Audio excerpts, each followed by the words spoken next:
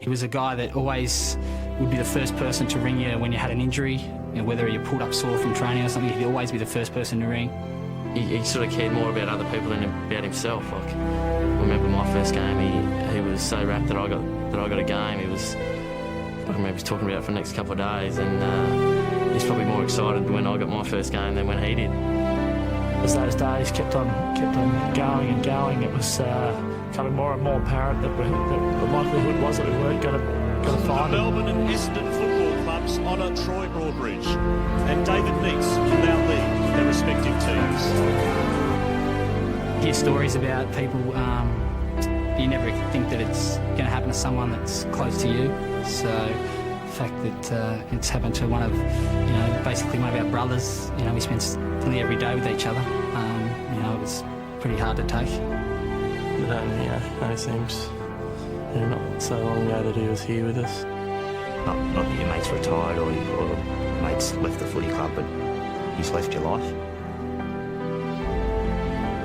We know that Troy, he's still with us, looking down on us and wanting us to achieve as much as we can. Try to think what Troy would do. He'd give out and give it his all, and wouldn't have any regrets when he came off the field. Some things get a bit tough. You sort of, you think about Troy and you think, no, you don't want to give up, not under any circumstances. I've got to really play this year for Troy and live my life for Troy now. You always wish you had, always that last goodbye, I suppose, and you could probably tell someone what you think of them, and unfortunately sometimes you don't get to do that. Knowing that most likely he would have been out there with us running onto the ground for that first game, and I really don't know what's going to be going through my mind.